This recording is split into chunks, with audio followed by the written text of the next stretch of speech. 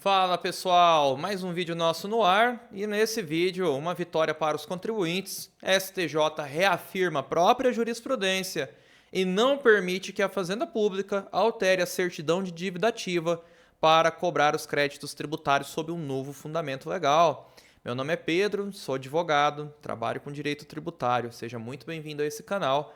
Se você gosta de conteúdo de direito tributário, considere se inscrever e deixar o seu gostei. Bom, vamos para a notícia de hoje. Eu vou até compartilhar minha tela com vocês. Crédito tributário é a nossa notícia. Fisco não pode emendar CDA para alterar crédito tributário, decide STJ. Para a primeira sessão, é a primeira sessão que julga essas questões de crédito público, enfim, direito tributário. Obviamente pode cair numa outra sessão, mas aqui é onde saem as decisões normalmente mais importantes para nós.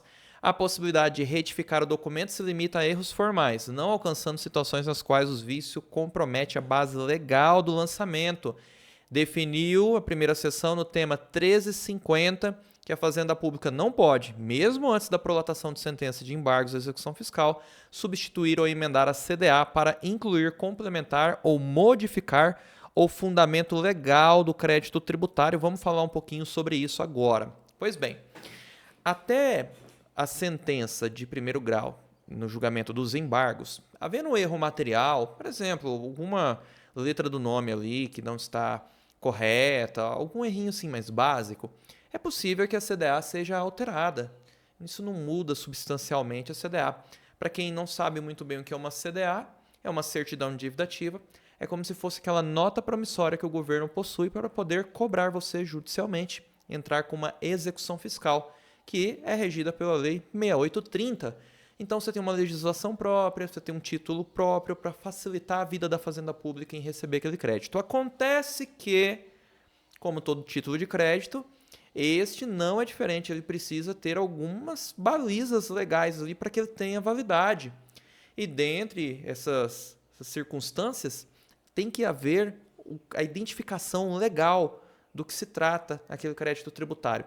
Se eu falo de IPTU, eu preciso identificar ali prontamente qual é a lei, o artigo e identificar a base de cálculo, etc. Deixar muito redondo esse crédito tributário através de um processo administrativo e depois isso é refletido na CDA. Ela vem escrito lá qual que é a lei que fundamenta aquele título. Se eu fundamentar de uma maneira genérica, se eu não apontar exatamente, se eu só colocar o número de uma lei municipal que trata de ISS, PTU, etc, etc, sem indicar lá o artigo, o inciso, que está dando base para aquela cobrança, esse título ele é ilegal, ele é nulo. Você precisa rasgá-lo, precisa destruí-lo, precisa frear essa execução fiscal. Como que a Fazenda Pública vinha se defendendo? Nosso título ele pode ser substituído até a prolatação de sentença de primeiro grau em embargos, com fundamento, no Código Tributário Nacional. Acontece que isso é somente para erros materiais simples, pequenos. Coisas como a própria validade do título, a validade legal dele, o fundamento legal, isso não pode ser alterado. A alteração de sujeito passivo, em pouquíssimas hipóteses, pode ser realizada através da substituição da CDA no curso de um processo executivo.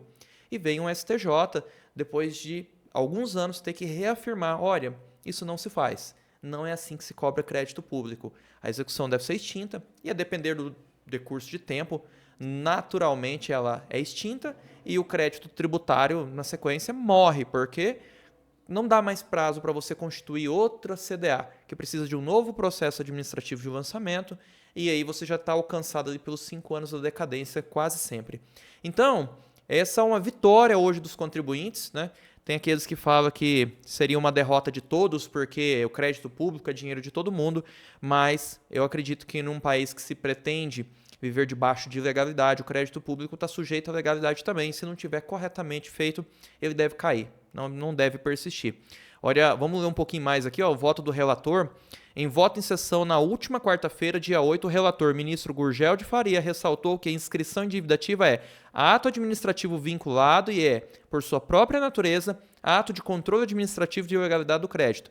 Ato administrativo vinculado, porque ele é vinculado à lei, ou seja, ele tem os seus parâmetros da maneira que ele deve ser feito, e se não respeitar a lei, ele é nulo. e por sua própria natureza, eles sofrem então o controle de legalidade desse crédito, devendo conter todos os elementos exigidos pela norma sob pena de impossibilitar-se a apuração da certeza e da liquidez da dívida. Isso aqui é perfeito, é bonito, é o que a gente já sabe. Insiste a Fazenda Pública em alguns municípios, alguns estados, a Fazenda Pública Federal em algumas situações, naquilo que não se deveria mais insistir. Prosseguindo, o ministro pontuou ainda que a possibilidade de retificar o documento se limita a erros formais, como divergências de grafia ou pequenos equívocos materiais, não alcançando situação nas quais o vício compromete a base legal do lançamento. Isso aqui está disponível no portal Migalhas, para quem quiser consultar, e ficou fixada a seguinte tese: não é possível a Fazenda Pública, ainda que antes da prolatação de sentença de embargo, substituir ou emendar a CDA para incluir, complementar ou modificar o fundamento legal do crédito tributário.